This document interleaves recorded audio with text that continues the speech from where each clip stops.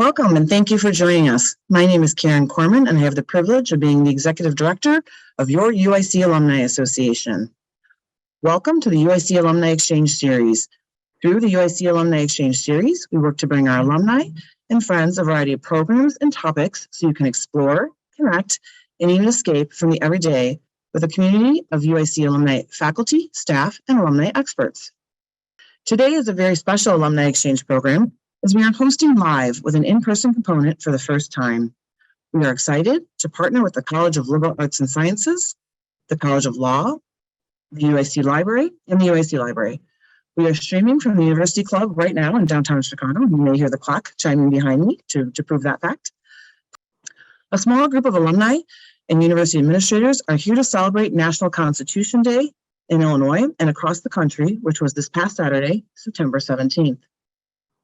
In 1787, delegates to the Constitutional Convention signed the document that was to become the cornerstone of democracy in the United States. In 2004, Congress declared September 17th an annual day of observation to commemorate that historic day and to recognize the contributions of millions of naturalized U.S. citizens past and present. Every September, UIC celebrates Constitution Day with a lecture from a distinguished civil scholar. Today retiring UIC political science professor Dick Simpson, an authority on political corruption, as well as on elections, voting patterns, local government, budgeting, and neighborhood empowerment, is here to offer solutions to some of the most significant problems facing American democracy today. UIC law professor Steve Schwinn will moderate the discussion. We are going to go live now into the room with the Union League Club, where the program has begun. Thank you for joining us.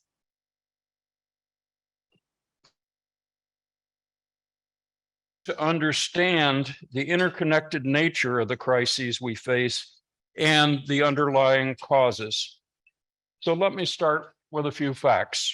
Political scientists occasionally like to refer to facts, unlike some politicians. But during the 1990s, you all will remember, because all of you are old enough to, democracy was on an amazing upswing. The Berlin Wall, the Iron Curtain had fallen, and we had countries moving towards more democracy with movements like the Velvet Revolution. Can we get the slide back, please? Thank you. The Velvet Revolution and the Arab Spring. And these democratic uprisings continued into the 21st century. However, for the last 17 years, democracy has been on the decline. Think about that. 17 years in a row, we've had a decline in democracy. And more countries have been moving to autocracy, the opposite of democracy. In 2020, as the slide shows, it gives you a sense of the march of autocracy over democracy. 45 more countries saw their democracies decline than instead of receiving democratic improvements. And the prospects for democracy are not good today. Worldwide, it continues to worsen, with countries like Hungary and Venezuela and Iran becoming autocracies. And America is no longer the beacon of democracy that we should be. Evidence of the march of autocracy includes the brutal war in the Ukraine, and of course, the January 6th insurrection in our own country. And there is a loss of faith by many of our citizens in our democratic institutions today. And because of this march and this effort to move towards autocracy worldwide, and here it is an open question, whether democracy can survive. And if it does survive, it will take the commitment and the effort of all of us to do so. We are, in the words of President Biden, in a fight over the soul of our nation. So let me turn to the challenges of democracy. In the struggle, we face at least 8 major challenges. In my book, Democracy's Rebirth, there are many more that are listed than these 8, but these are central. in the effort to try and create a multiracial, multicultural democracy. The challenges: first, racial and income inequality. Second, systemic racism. Third, money in politics through campaign contributions and lobbying, which you're seeing so visibly these days. And the money in politics is in fact forcing low levels of citizen and voter participation. In Illinois, in the June primary, only 20% of our citizens in Illinois who could vote did vote. We're finding polarization and the politics of resentment. We're finding, as we know too well in Chicago and Illinois, of course, political corruption, which undermines our democracy. There are a multitude of structural problems. Actually, those are the easier ones to fix. But the ones that you recognize quickly are those like the faulty electoral college, the Senate filibuster, the Hastert rule in the House, and so on. And to top all, we're in the midst of a whole series of current crises that we know too well: the pandemic, economic recession, inflation, and crime. You're undoubtedly familiar with many of these crises. And today I'm going to discuss only 3 of them and why they are the most critical and how we can overcome them.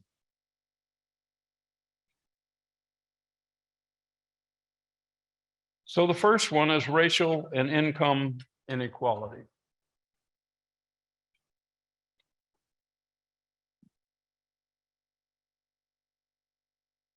For all of these challenges, including this one, political scientists and government officials and activists have come up with a variety of solutions.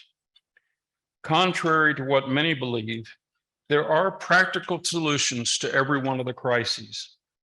In my book, Democracy's Rebirth, I list 25 specific steps that we can take and we should take. And looking at our crises as they manifest in Chicago make us uniquely able to see and analyze more clearly. Because here in Chicago, we are a microcosm of both the promise and the problems of America. While no citizen can work on all of these efforts, you can select at least one of the issues on which to work. And we need you to do so if democracy is to be saved.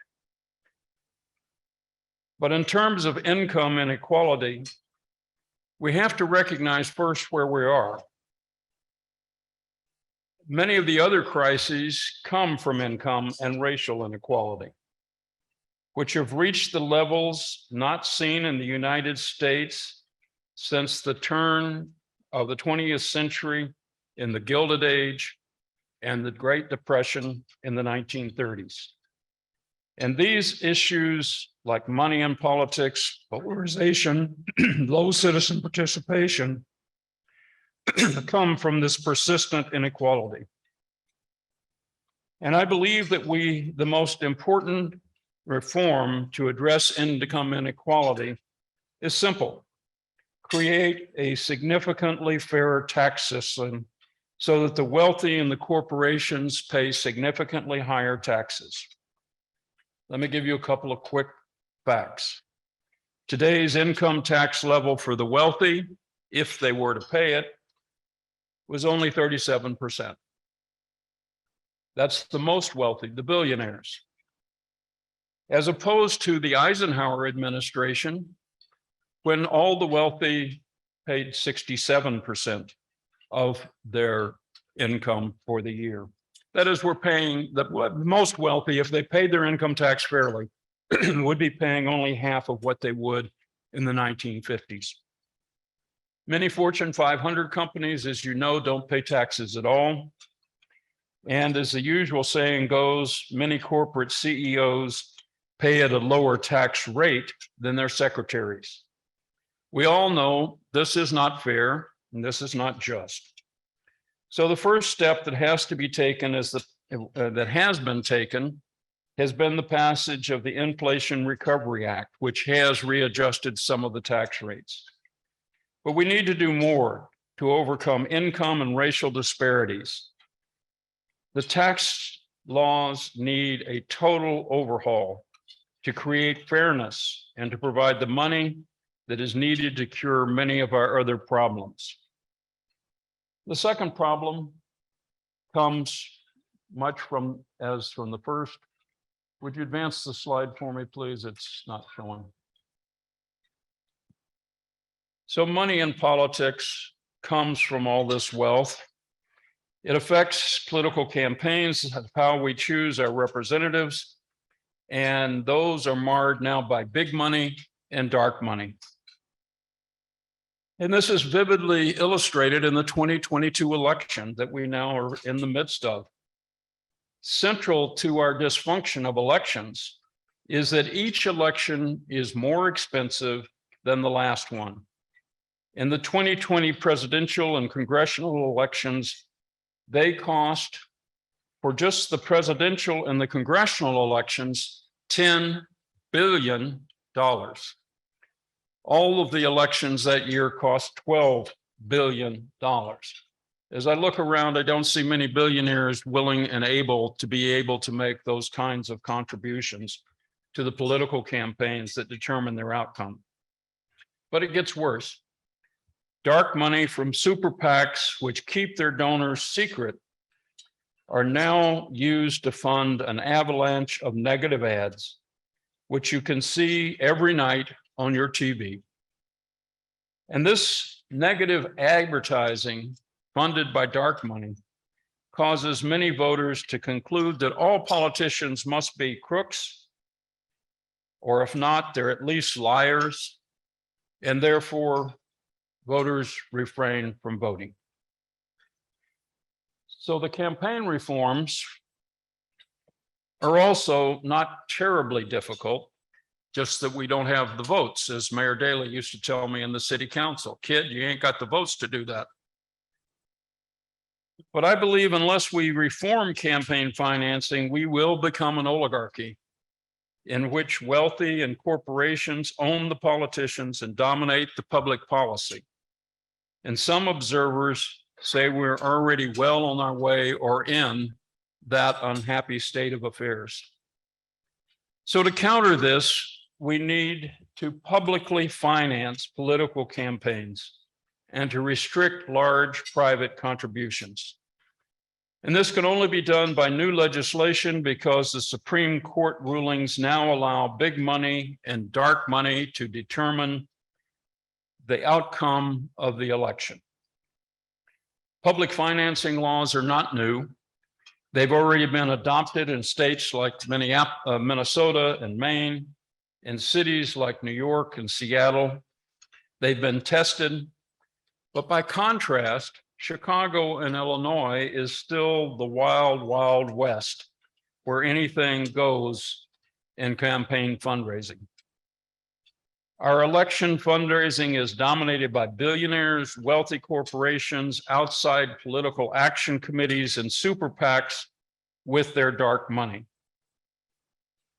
And then we come, as we all know about here in Chicago, to corruption in our politics. We know about it in Chicago because Chicago, as our studies for decades have shown, is the most corrupt city in the United States. Take heart, Illinois is only the third most corrupt state in the United States. And I have fought against that political corruption for over 50 years, and we have seen some successes. I have learned along the way that politics and public corruption can take many forms. The simplest is simply, as this shows, bribing a public official to get the laws or regulations you want. But there are many more subtle forms of corruption, like campaign contributions or promises of jobs when the official's term is officially over. And the result is bad government which costs us taxpayers far too much. How much? Well, worldwide, the cost of corruption each year is more than $1 trillion. In Illinois, corruption every year costs us taxpayers more than $500 million. And this is money we desperately need to fund our government. And instead, it is going to correct crooked public officials and their cronies. There are some reforms which would help curb corruption. First of all, we need to train a new generation, particularly about democracy, but also about corruption and how to cure it, which we know how to do. Part of training the new generation is training our UIC students to take up the fight. But we also need to require civic engagement courses in schools and to enact a bill pending in both houses of Congress currently that you've never heard of, called Civic Secures Democracy Act. And what the Civic Secures Democracy Act would do is make civic engagement a priority in K through 12 education, just like STEM science education has become indeed a priority. But civic education is almost lost. We finally enacted in Illinois a new law that requires civics or civic engagement to be taught in the public schools, but most states have not. The other big step, by the way, that comes with a lot of money to help pay for it if we were to pass as a law. The other big step we can take is to strengthen the role of inspector generals in all units of government. Now, in each of these areas, I have more suggestions, but I'm not going to try and cover them in this very brief talk. And we're going to go to another format where there's more discussion and I can take your questions. There are cards on the table if you want to write your questions out. And the people who are watching by webcast can put into the chat and the question and answer, and those will be read by the moderator of the next part of this presentation. But let me talk about that beyond individual reforms, our biggest need is a political or social movement to revive our democracy. To overcome our major challenges, we must pursue participatory democracy at the local level and create a more deliberative democracy at the state and national level. So what is this deliberative democracy? Deliberative democracy is more than just voting, either for candidates or voting in a body like the Congress, the state legislature, the city council. It requires determining laws by more than public opinion polls or uninformed voting. And how do we do this? We don't know anymore as Americans. We need to practice democracy if democracy is to be preserved. As the Athenians 2,500 years ago knew, we learn democracy, not in the classroom. We learn democracy by doing democracy. So democracy requires deliberation, just as it happened at the Constitutional Convention that we're here to celebrate today, where they deliberated together for months before they adopted the Constitution, and all of the states decided to adopt it, or the colonies decided to adopt it after conventions of their own. So deliberation clarifies the alternatives. It allows us to find compromises so that our representatives can take informed votes. Well, how does this work in practice in the 21st century? Political scientists have experimented successfully with deliberative town hall meetings over the internet with both Republican and Democratic members of Congress on controversial pending legislation, like, for instance, immigration proposals. And for each internet meeting, the participants were recruited by a random sample of at least 100 constituents from the congressman's district. They had a 35-minute discussion with the congresspeople about the specifics of the proposed legislation. And both the representatives and the participants found that the discussion was more satisfying than the usual town hall meeting, certainly more than the newsletter or the solicitation email asking for money. And the meetings attracted more than the town hall meetings, which are usually partisans just shouting at each other and not being successful in discussing what is at stake. Representatives said they learned from the views of their constituents, and the constituents who participated learned the complexity of the issues, which they had previously had only knee-jerk reactions to.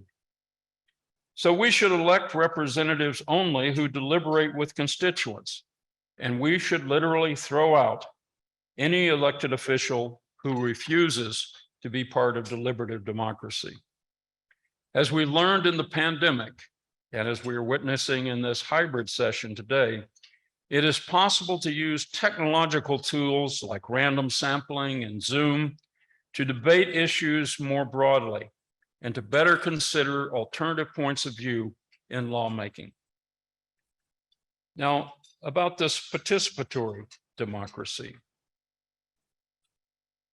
Beyond creating a deliberative process between constituents and their elected representatives, we need to extend democracy at the local level. One example is the traditional New England town meeting. Others are neighborhood governments and participatory budgeting process, such as we have done here in Chicago in a few wards. But when I put the proposal to have neighborhood government in the wards before the city council, just before I left in 1979, the vote against it was 44-4. There were only 4 aldermen who believed we should have neighborhood government and more participation. Now, hopefully, there are more members of the city council today, and many more have experienced the participatory budgeting process in wards across the city. But this gives citizens, if we adopt it, direct experience in democracy and a better appreciation of government issues and decision-making. And this is not just theory for me. When I was elected alderman in 1971, I created units of neighborhood government in the 44th ward, and they worked. More than 1,000 people in the ward participated in government policy making each year. And as alderman, I was able to speak definitively about the views of my constituents. To advance these more participatory and deliberative democracy, we need to now create more participatory neighborhood governments in our cities and towns. And the key to greater participation is simple. Give citizens real power over government decision-making, and then they will participate. As you know, I'm retiring from UIC, but I'm not quite retiring from political activism.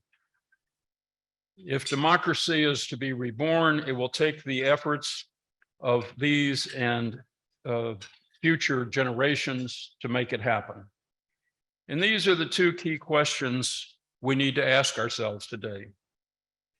Of the reforms that I've listed in the book and that you've learned about in other ways over the last few years, what reform is most important to you?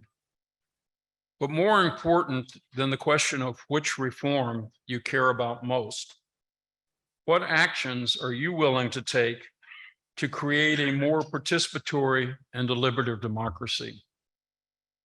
This is going to take a social movement. This is going to take a movement of the people if we're to move to more democracy.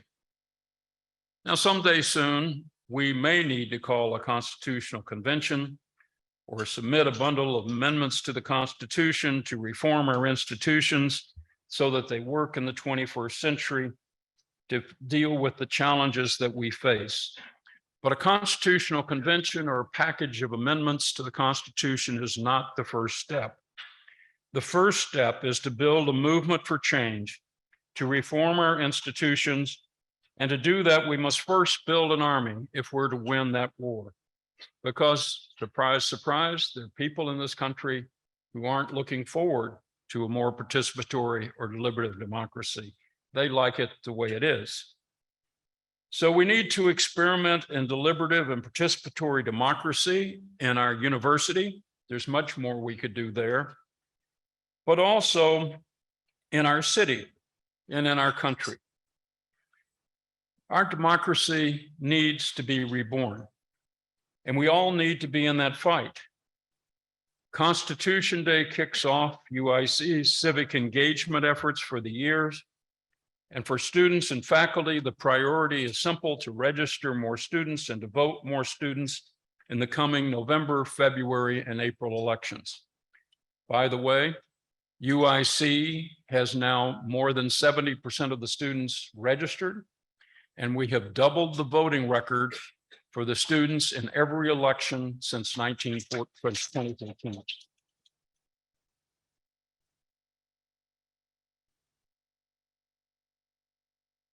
We can do better. The national goal is to have 90% of students at all universities registered and 50% at least voting in every election, even the off-year elections and the city elections. So that's our goal at UIC as well. For alumni and the others, you can contribute to one of the political science, library, or law school funds. We are launching today, for instance, the UIC Fund for Political Science Internships, and we hope to raise enough money to provide paid internships for some of our students who could not otherwise afford to work in politics, law, government, or civic organizations during their school years. Our students struggle. They work jobs to be able to get their education at UIC. We do not have paid internships in political science, and we're determined to change that. And now I will join with my colleague, Steve Schwinn, to take your questions and to further discuss how we go about bringing about democracy's rebirth. Thank you.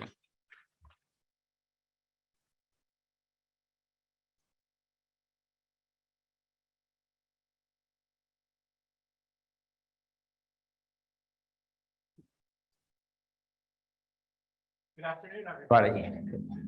That sound? Thank you. Good afternoon. My name is Steve Schwinn. I teach at the law school, and I am a longtime big fan of Dick Simpson. Glad to see that we are trying to recruit him to stay with the Keep Simpson buttons. Or maybe I mistake a campaign button for a keep him on faculty button, but glad to see it in any event. We're going to have a discussion, and this is going to rely on you all for contributing your questions. So you have cards on your table, pens on your table, where you can write questions for Professor Simpson. We'll have collectors pick them up and bring them up to the stage, and we can engage with Professor Simpson. If you're on Zoom, you can drop your questions in chat, and our team will write the questions down and bring them up, and we can engage in that way. So with that, I think we'll go ahead and get started. And while we're collecting our first questions, Dick, I wonder maybe I could just get things started. I'm always curious about process. One of the things I love about your book is that it brings together all these different contributing factors and really gives a narrative that shows how they're all contributing to a crisis in democracy on one level, but on a different level, it brings in Chicago and talks about Chicago and toggles easily between what's going on in Chicago and what's going on nationally. And then on yet a third level, it brings in your own personal experience, which is just fabulous and wonderful to read about. I wonder if you can just talk a little bit about the choices you made in putting that package together, the challenges you faced, and how it played out for you. So this is the most important book I've ever written, and you're quite correct that it was a difficult book to do. So I started a while back, maybe 5 years ago, teaching courses about the crisis in American democracy, and worked with both graduate seminars and undergraduates. And as I worked through those, the kinds of things were on the slide, but many more, it became obvious at a certain point, and with my editor from the University of Illinois Press, kept pushing me, well, what does this mean for Chicago? And of course, I knew a lot of it. So for instance, there are maps in the book which show the racial and economic disparities in Chicago as opposed to giving national figures. And what it shows essentially is the 10 richest areas from the census tracts, census communities are all in the suburbs and all white, and the 10 poorest are all Black and on the south and west side, which to Chicagoans will not come as a great shock. But when you see it as an actual map, that's powerful. But maybe some people reading it don't care quite so much about the racial aspect of how this is happening. So I have a second set of maps that we've been developing at UIC and other scholars around the city. And what it shows, roughly speaking, is 2 decades ago, 42% of the census tracts were middle class. Today, the census tracts that are middle class are 17%. We are losing the middle class. And so then you have to begin to say, well, how do we deal with that? What would possibly work to deal with that? And I don't have in the book, for instance, Lori Lightfoot's program for Invest Southwest, but those kinds of things are the kinds of things that would begin to address it. I deal with it on the other side about the tax policy, but that's how it began to evolve. It didn't happen with just sitting down in one session. It happened in teaching classes. It happened in trying to write it out. It's in elaborating as it goes along. So the book writing process is, for me, first of all, write the damn thing, just get it out, but then rewrite, rechange, make more concrete. And I did want to bring in at least some of the personal aspects, because I've actually done these things. Some of these are not theoretical, like neighborhood government. Oh, that sounds very abstract. We did it in the 1970s in the 44th Ward. They're doing it, the participatory budgeting process is being done in 8 wards in Chicago at the moment. It has been done for quite a few years now in different wards. It's done in, of course, other cities. We're backward. Washington, D.C. has neighborhood councils. New York has a version. They're much more advanced, actually, in Italy, where I've gone to see how neighborhood councils work. And that was decades ago, and they've only improved. They have a national law requiring that the neighborhood councils be elected by actual ballot box in the regular election and give them real money so that they build things like sports arenas for their, if that's what the people in that neighborhood want. So we have a long way to go, but we don't have to reinvent the wheel. If we think about this, we actually know how to do it. It's just we don't have the will to do it. We don't have the urge to do it. We don't have the agreement to do it. Thank you. So the process of writing the book is a little bit like the process that has led to our crisis in democracy, a sort of multi-pronged process over a number of years with a number of different contributing factors. It's fascinating to read your stories about actual episodes, for example, of participatory democracy, participatory budgeting, and how that actually works, bringing in your own life experiences to demonstrate how your suggestions could actually work and make our democracy better. It's really exciting and inspiring to read about that. I wonder if you can say a little bit more about your efforts in participatory democracy and civic education. So one of the things I learned from the fact that they all eventually collapsed when the machine took back over the ward, which is a whole political story of its own, but I won't go that way right at the moment, is you have to put this into law. You can make neighborhood government work if the public official, in my case, an alderman, simply says, we're going to have a ward assembly and we're going to have a traffic review commission and a zoning commission. They're all going to meet in the ward. We're going to do it this way. And I will pledge my vote to the outcome of those meetings. You can make it work, but you can't keep it. Same thing with participatory budgeting. Participatory budgeting has been working for now, I think it's 12 years, maybe it's a few more. Started in the 49th ward and spread to 8 different wards at different times in the city, and they've changed some. But it takes enormous amount of resources, as it did in my case, and it does in the case of those aldermen. They're dividing up $1.3 million of city money, and the residents of the ward first have a series of meetings. They then have proposed an agenda of what are the most important possible projects that are workable, and here's the money, here's the figures from the city as to what they would cost. And then they take a vote one weekend at a school or someplace like that, and several thousand people in the ward go vote. Yes, they would like, for instance, in Rogers Park, if you drive down some of the streets, you'll see this immense mural project that was funded by because of the participatory budgeting process, but there are a lot of other things. So we know it works, but it won't work permanently unless it's enshrined in law and everybody gets a chance to do it. New England town hall meetings have worked for 2 centuries. I go into the book and talk about what the experience has been, how many people participate, and so forth. So it's not that we've never experimented with these things. It's just the New England town hall meetings are enshrined in law in the particular community and maybe the state, but they aren't enshrined nationally. You don't have a Chicago town hall meeting of the same sort. In the New England town hall meetings, they vote on all the officials, they vote on the city budget or the town budget, and they vote on some particular policies that are brought up by the constituents. There isn't anything like that in Chicago. There has never been anything like that in Chicago embedded in law. And in fact, the machine didn't want that.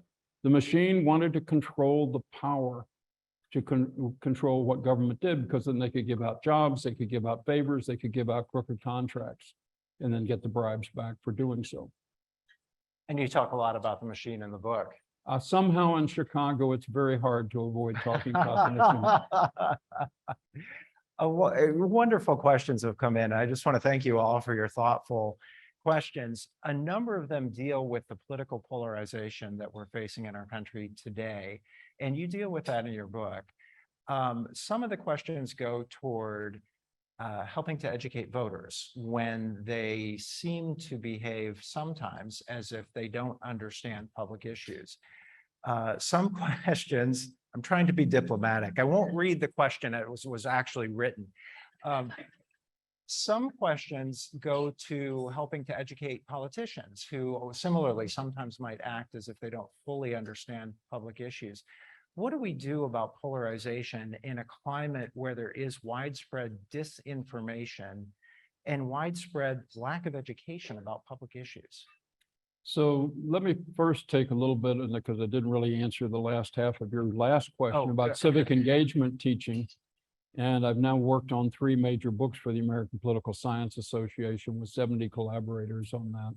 So I do know a little about it, and I've been trying to work through systematically ever since one of my classes was chosen by the Carnegie Foundation as an exemplar of how civic engagement can be done. So there are a bunch of tools that you can use. I mean, there's some simple things like in my Chicago Futures class, just like Connie Mixon and Missy Marutson, who are here in the room, do, we invite in speakers of both points of view. In other words, I'm always trying to balance, you know, is there a Republican going to come and speak? Is there going to be a Democrat? Are there women? Are there minorities? Are there whites? You know, do they have, and that exposes the students to actually, first of all, meet a public official. And we're lucky, not only Carol Mosley Braun, but many of our students have become public officials and come back rather readily. And even if they're not our students, if they've graduated from Northeastern or one of the other universities around town, our students get to see, hey, I could be just like Chuy Garcia. I'm Latino, I speak well, I've studied hard, Chuy's congressman. Hey, this can work. I actually brought Chuy in long before he was congressman, but that's the idea. And they see what conversation should be like with a public official. I mean, the public official makes a speech just like I did, but then they have to answer the questions of the students. And I can tell you that students do not always phrase the most politely or hold back, you know, they don't quite say, you jerk, why did you do that? But you get the idea that they might have that sort of feeling. And we know the tools for teaching civic engagement. These are not a mystery. The problem is we don't do that. And most of the professorships don't do it. In fact, graduate students are not taught to teach, they're taught to research if they're at a Research One university like ours. And we tried to change that years ago in political science and have made some progress, but we know how to do that part. We're just not required to do it. We will get promoted as faculty on whether or not we published an obscure journal article that no one in this audience has read. But we will not get promoted if we've had a tremendous class which has taught a whole generation of students to be great citizens. That's not part of our job requirement. It's starting to be, I see Jeff Rosen here from the Higher Learning Commission. We're beginning to get standards that require doing this, but they're very slow and universities are very slow to pick them up. So first of all, we can teach students. We can teach them at all levels, not just at the university. Second thing is we have to realize, besides the arguments about Trumpers and all of that stuff, where we get all excited about the other opposition, whichever the leftists on the other side is the Bernie Sanders or whoever you think is the most left these days. There is a real split in the country. And as we look at some of the real splits, for instance, the urban-rural split is real. And rural people, as the Politics of Resentment book tells us, which was a study of Wisconsin, have a real sense that no one listens to them, no one cares, all the power is in the city. Now, of course, those of us in the city are wondering, where's all that money and power we're supposed to have to get things done? But you get the same things from other groups, from racial groups, from ethnic groups. There are all kinds of splits in politics.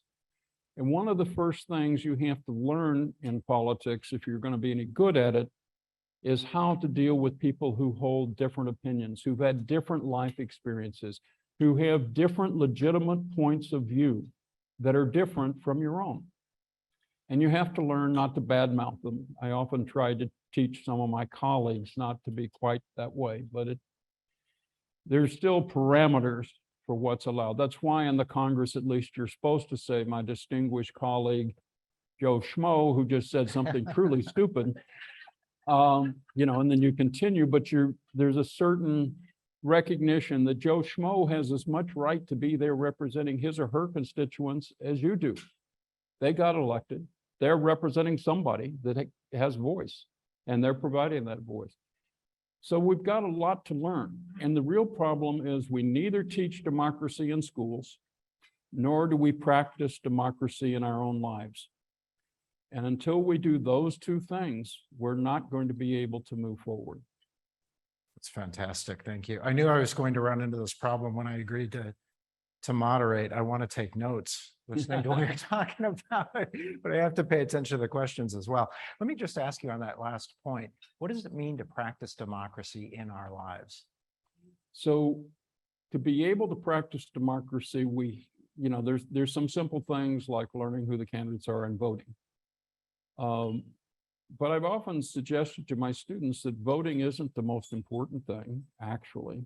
If you can go out and work for a candidate and get 100 votes, whether you actually put a vote in the ballot box is not the most important. The most important is being able to make a political difference. And the problem at the moment is our institutions are set up to not allow us to make a difference. We're supposed to be passive, watch television or whatever, streaming media, or just, watch tweets, whatever you want to watch, and be quiet, shut up, and, maybe pay some of your taxes. So that doesn't build a democratic citizen. And for some of us who are past school age, then we need to be practicing democracy. Wouldn't it be wonderful if our kids went with us when we practiced democracy? I don't mean voting. I mean going to a town hall meeting with our congressman by the internet, or going to a real town hall meeting with our alderman, in which our vote in the town hall meeting when we held up our hands made a difference. Citizens aren't going to participate unless what they do matters. And our institutions are backwards. They suggest you can't make a difference no matter what you do. Now, that's false. You can fight City Hall. I know, I've done it for now 50 years. But you need to push your way forward to do that. The institutions ought to be structuring the opportunities for us to do that. You talk about what we can do in higher education and the fact that many of us, present company excluded, write articles that nobody reads. how can we change the paradigm in public education to encourage the kind of practice of democracy and civic education that you're talking about? Well, since we have chancellors and deans here, I'll make a simple suggestion, and that is change the P&T requirements. I've been doing P&T for 55 years, you know, and I've been on the committees that do the voting in the college. I've applied and, you know, for promotion and tenure many times. I've counseled colleagues. I've voted in the department. So I know all about P&T. Let me, you know, officially, the university is supposed to promote people on research, teaching, and service. The university promotes people on research, and research. I think I was the last person in my college to get promoted primarily for my teaching. Now, it wasn't I didn't have some books. I did have books. But they were kind of, people could read them. I mean, they were, you know, they weren't obscure. I mean, the first major one was winning elections. You know, which talked about how to win local elections and has, you know, been widely used across the country for political candidates and citizens who want to help elect somebody. But I got promoted because my case was packaged as a teaching case with all these other publications.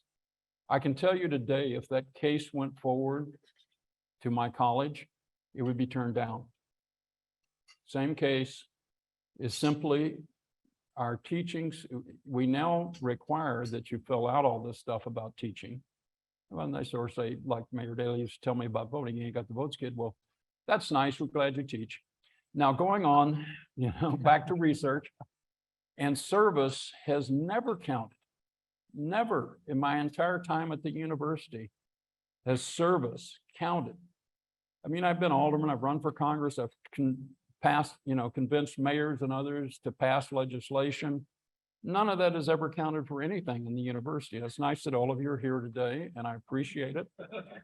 And thank God I continue to publish in the meantime, or I wouldn't be here with you. So we have to, you know, just to take one part. That's what I mean about the institutional biases against democracy. There are also institutional biases against teaching and against service. Now, there need to be real standards. It shouldn't just be, well, I taught 101 25 times. There needs to be teaching evaluations by students. There need to be peer teaching, and we're closer on teaching to doing that.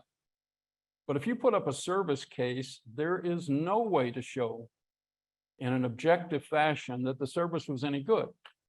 Okay, I could say I went and did such, you know, I went and was Boy Scout leader or something. Well, whoopee. That doesn't exactly prove I'm an excellent political scientist. So we need to, in the same way we peer review and have standards for research, we need the same system built into the tenure process. In addition, we're only now beginning to build the tools to help people. We still haven't built all of them. We've got some of them to improve teaching.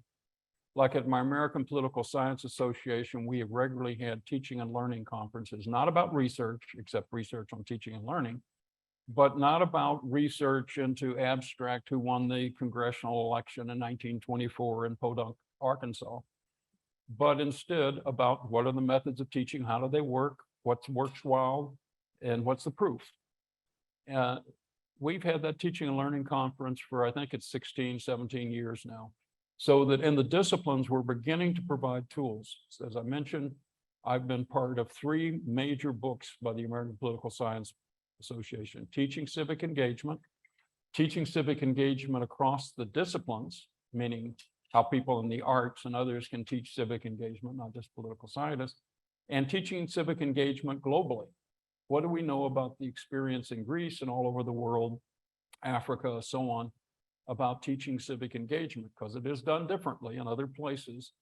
And to teach about those other places also, it is done differently. It's not just travel abroad, although that's good. There are other ways of ensuring a real experience.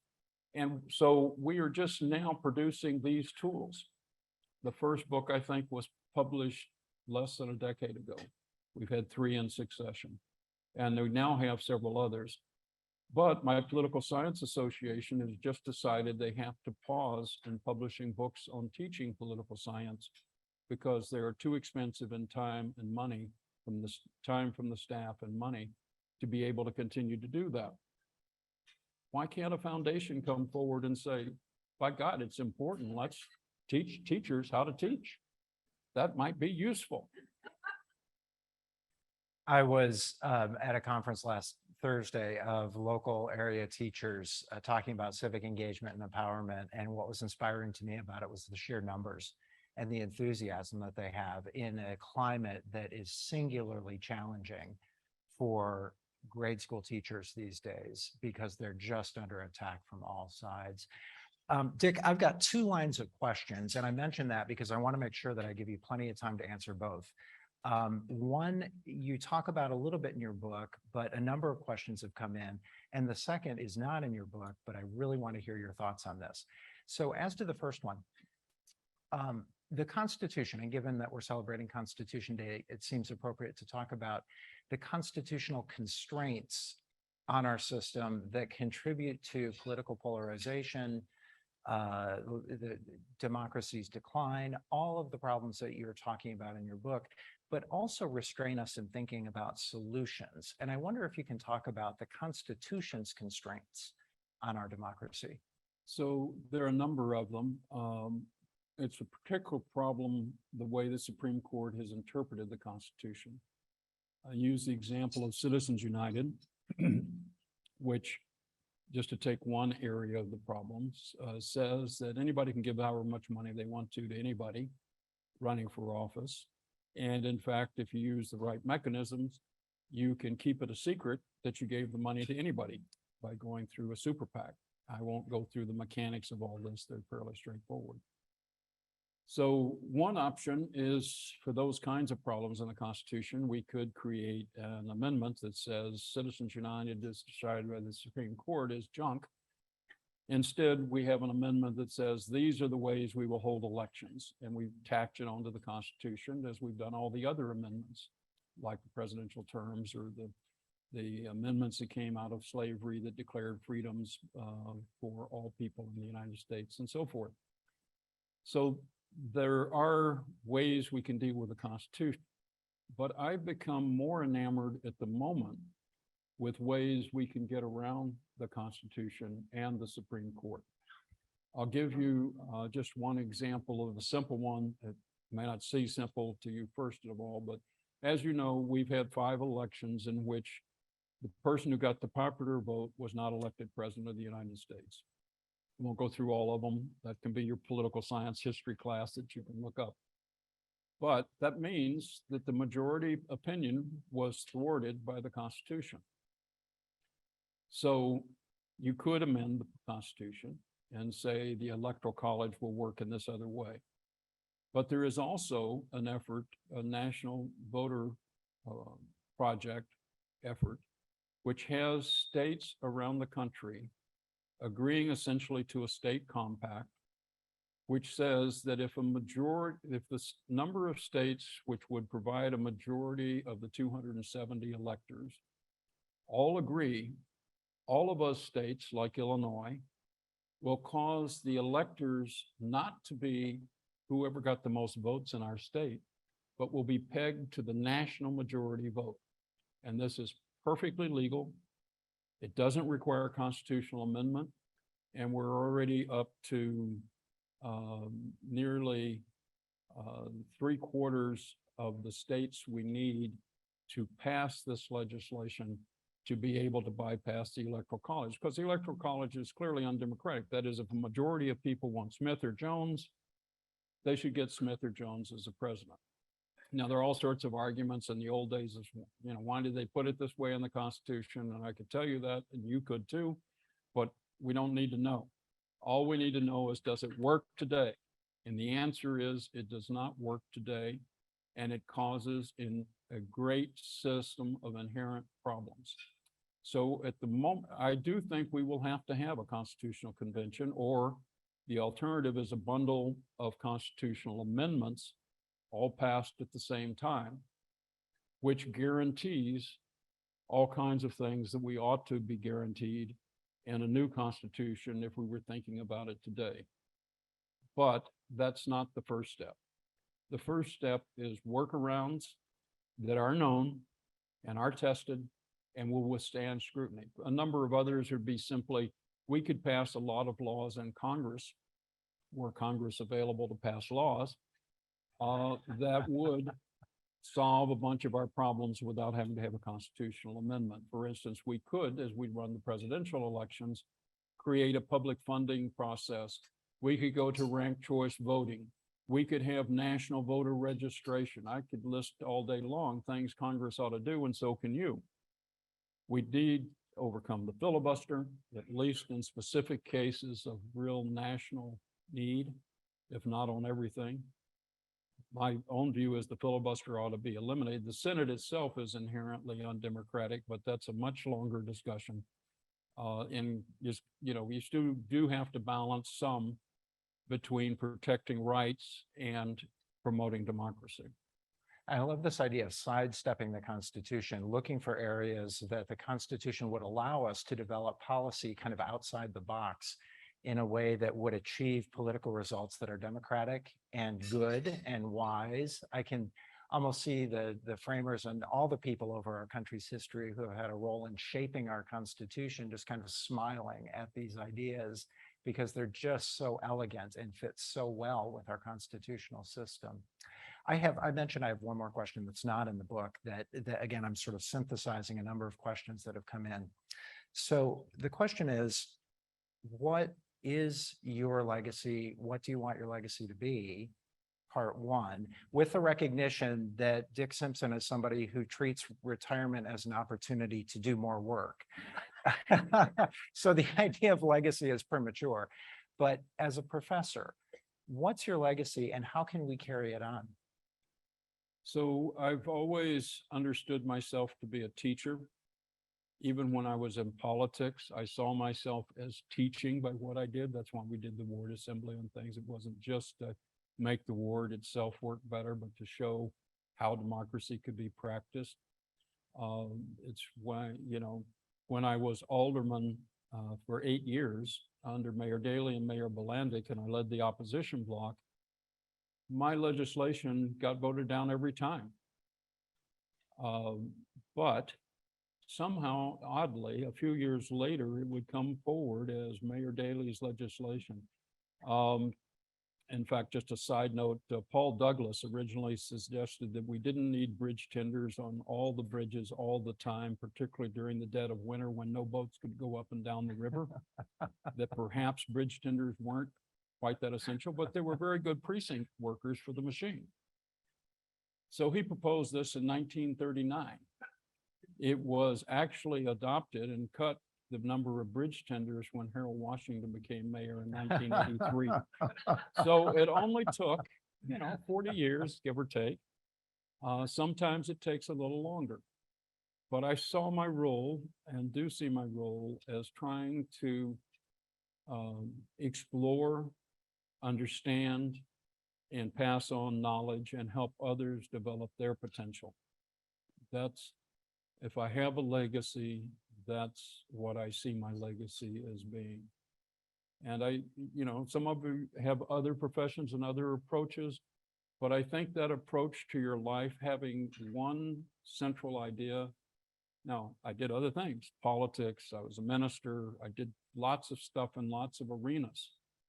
As a minister, of course, I did the sacraments and so forth, but primarily they had me a minister of urban mission, which meant go cause trouble for other people.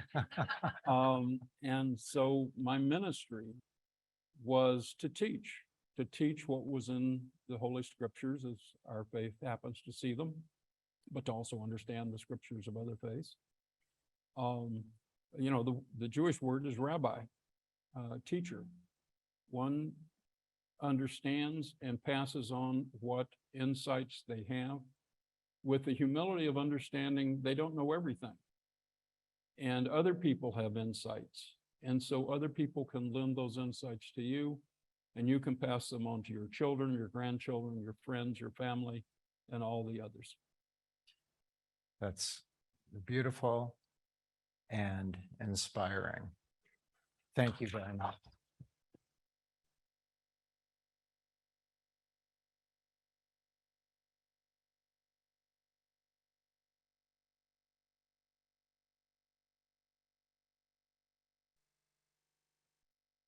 Thank you all.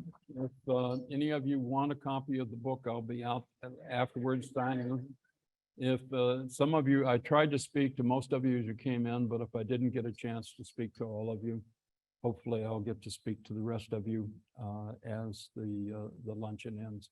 So thank you all for coming. Thanks to our web audience of several hundred, and I hope that we will indeed have the opportunity to once again practice democracy. I used to say to my class, democracy is a great idea. We should try it.